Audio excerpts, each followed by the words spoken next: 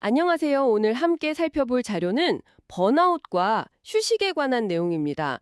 번아웃 오면 그냥 좀 멍하니 쉬어라 이런 조언들 다들 들어보셨을 텐데요. 근데 이게 진짜 말처럼 쉽지가 않죠. 저도 한 번은 주말 내내 한번 제대로 쉬어보겠다고 작정하고 그냥 소파에 누워 있었는데 와, 월요일 아침에 몸이 더 무거운 거예요. 아, 머릿속은 온갖 할 일 목록으로 거의 뭐 폭발할 지경이었고요. 그때 딱 깨달았어요. 아, 아무것도 안 하는 것이랑 제대로 쉬는 것은 완전히 다른 문제구나. 네, 맞습니다. 그래서 오늘 보내주신 자료들을 바탕으로 바로 그 제대로 쉬는 법을 한번 깊이 파헤쳐 보려고 합니다. 핵심은 이거더라고요. 그냥 쉬는 것에도 기술이 그리고 철학이 필요하다. 네, 휴식을 기술이라고 표현하는 것 자체가 굉장히 흥미로운 접근이죠. 맞아요. 이 자료들은 휴식을 그냥 활동을 멈추는 그런 소극적인 상태가 아니라 더 나은 나를 만들기 위한 적극적인 행위로 규정을 합니다. 그리고 그 기술의 첫걸음이 바로 멍 때리기인데요. 이 가장 단순해 보이는 행위에 사실은 연습이 필요하다고 강조하고 있어요. 아, 연습이요? 네, 뇌를 그냥 내버려두면 절대 쉬지 않기 때문이죠. 바로 그 지점입니다. 뇌를 그냥 내버려 두면 쉬지 않는다. 자료에서도 가만히 있으려고 하면 5만 가지 잡생각이 밀려온다고 지적하는데 와, 저 정말 뼛속까지 공감되더라고요. 그렇죠. 쉬려고 눈을 감으면 오히려 막 처리 못한 업무, 불편했던 대화, 심지어 몇 년 전에 이불킥했던 기억까지 다 소환되잖아요. 우리 뇌가 원래 그렇게 설계되어 있습니다. 일종의 그 유유 상태를 잘 견디지 못하고요. 끊임없이 무언가를 하려는, 문제를 찾아서 해결하려는 본능이 있거든요. 아, 그래서 아무 과제 없이 그냥 쉬어.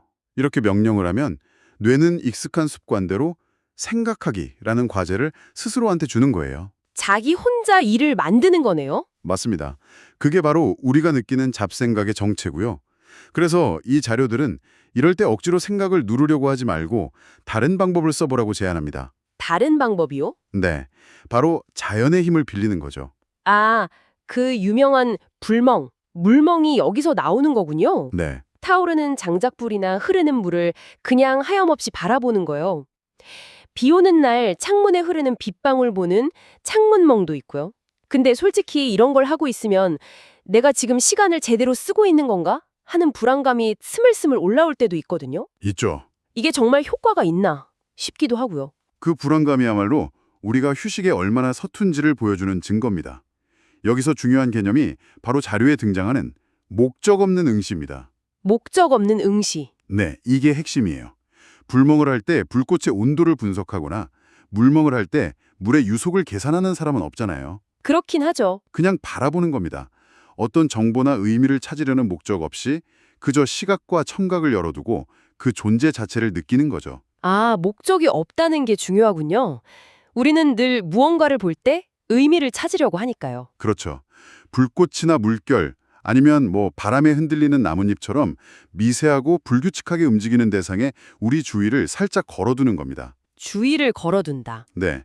그러면 우리의 그 생각하는 뇌는 그 미세한 움직임을 따라가느라 바른 복잡한 연산을 할 여유를 잃게 돼요. 아하. 마치 잔잔한 배경 소음이 시끄러운 잡음을 덮어주듯이 자연의 움직임이 머릿속의 소음을 자연스럽게 밀어내는 원리죠. 세상을 분석의 대상이 아니라 감각의 대상으로 마주하는 훈련인 셈입니다. 와, 그렇군요. 목적 없는 응시가 휴식의 기술. 그러니까 하우에 해당한다면 그 다음엔 Y의 문제가 남는 것 같습니다. 왜 우리가 그렇게까지 애써서 쉬어야 하는가? 많은 사람들이 쉬는 것 자체에 죄책감을 느끼기도 하니까요. 맞아요. 근데 이 자료들이 그 죄책감에 대한 아주 흥미로운 해답을 제시하더라고요. 네, 휴식에 대한 관점 자체를 완전히 뒤집는 두 가지 비유가 나오죠. 첫 번째가 바로 활시위 비유입니다. 화살을 더 멀리 보내려면 활시위를 뒤로 힘껏 당겨서 멈춰 있는 시간이 절대적으로 필요하다는 거죠. 네, 이 멈춤이 무기력한 정지가 아니라 가장 강력한 전진을 위한 에너지 응축 과정이라는 관점. 와, 이 관점의 전환이 번아웃에 시달리는 분들한테 어떤 실질적인 도움을 줄 수 있을까요? 이건 휴식의 패러다임을 바꾸는 아주 중요한 열쇠입니다. 우리는 보통 휴식을 에너지 소진의 결과로 생각하거든요. 다 썼으니까 충전해야 한다. 이런 수동적인 개념이죠. 네, 그렇죠. 배터리처럼요? 하지만 활시위 비유는 휴식을 도약을 위한 준비 자세라는 지극히 능동적인 과정으로 재정의합니다. 지금 쉬고 있는 당신은 멈춰 있는 게 아니라 가장 멀리 나아가기 위해 활시비를 당기는 중인 겁니다. 와, 이 생각 하나만으로도 휴식에 대한 죄책감을 상당 부분 덜어갈 수 있죠. 이건 나태가 아니라 다음 단계를 위한 가장 치열한 준비니까요. 나태가 아니라 준비다. 정말 강력한데요. 그리고 두 번째 비유는 음악에서 가져왔습니다. 아름다운 음악을 완성하는 건 끊임없이 이어지는 음표가 아니라 그 사이에 놓인 쉼표라는 거잖아요. 네, 그렇죠. 우리 인생이라는 악보에도 이 의도적인 쉼표를 그려 넣어야 한다는 이야기. 저는 여기서 의도적이라는 단어가 유독 눈에 띄었어요. 바로 그 의도적이라는 단어가 핵심입니다. 많은 사람들이 휴식을 소진의 결과로 생각하지만 이 자료는 휴식을 전략적 선택으로 보라고 제안하는 거죠. 전략적 선택. 네. 완전히 방전돼서 쓰러지듯 쉬는 건 작곡가가 악보를 그리다 팔진에서 펜을 놓치는 것과 같아요. 그게 아니라 클라이막스의 감동을 극대화하기 위해서 가장 숨막히는 순간에 정적을 배치하는 작곡가처럼 우리 인생의 중요한 순간 앞뒤로 전략적으로 쉼을 디자인하라는 겁니다. 내 인생의 작곡가가 되라는 말이군요. 맞습니다. 어디서 숨을 고를지, 어디서 폭발할지를 내가 직접 설계하는 것. 오, 끌려다니는 휴식이 아니라 내가 이끌어가는 휴식이네요. 정확합니다. 활시위 비유가 휴식의 목적을 재정의했다면 이 쉼표 비유는 휴식을 대하는 우리의 태도를 재정의하는 겁니다. 지속 가능한 삶, 그러니까 번아웃되지 않고 오랫동안 자신의 일을 즐기면서 살아가기 위한 필수적인 관점이죠. 자, 그럼 이 이야기들을 지금 지쳐있는 여러분의 상황에 한번 적용해보죠.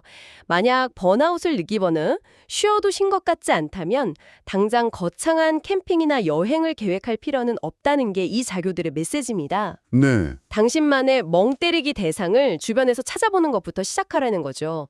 사무실 창밖에서 바람에 흔들리는 나뭇잎이라던가 그렇죠. 퇴근길 버스 창문 너머로 흘러가는 가로등 불빛 혹은 찻잔 속에서 피어오르는 김처럼요. 핵심은 대상을 찾는 것, 그리고 그걸 분석하거나 판단하려고 하지 않고 그저 바라보는 연습을 시작하는 겁니다. 네, 하루에 단 5분이라도요. 그런데 여기서 가장 큰 함정이 있을 것 같아요. 맞습니다. 조심해야 합니다. 바로 휴식마저 성과를 내야 하는 또 다른 과제로 만드는 겁니다. 나는 오늘 5분 동안 완벽하게 멍 때리기에 성공했어.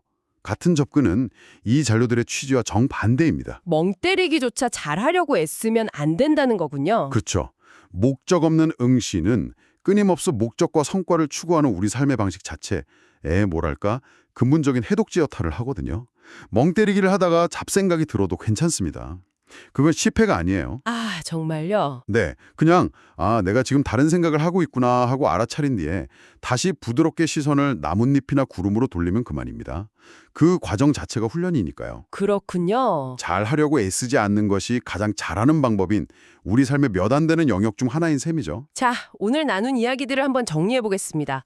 첫째, 효과적인 휴식을 위한 멍 때리기는 저절로 되는 게 아니라 의식적인 연습이 필요한 기술이라는 점. 네, 우리 뇌는 가만히 두면 잡생각을 하도록 설계되어 있으니까요. 그렇죠. 둘째, 그 훈련 방법으로 자연을 활용한 목적 없는 응시가 아주 좋은 시작점이 될 수 있습니다.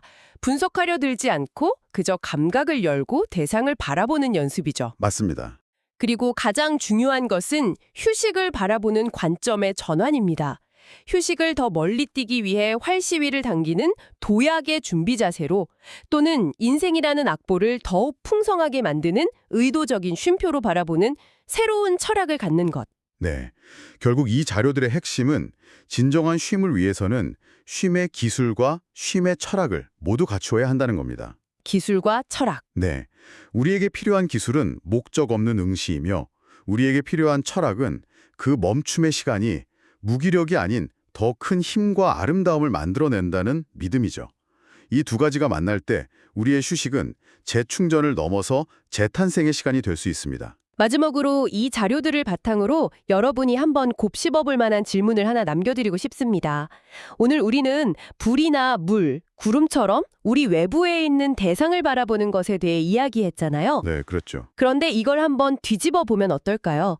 내면을 향한 멍 때리기는 어떤 모습일까요? 내 마음속에 떠오르는 생각이나 감정들을 어떤 문제를 분석하거나 해결하려는 압박 없이 그저 하늘에 떠가는 구름처럼 목적 없이 응시하는 것도 가능하지 않을까요? 한번 조용히 생각해 보시면 좋겠습니다.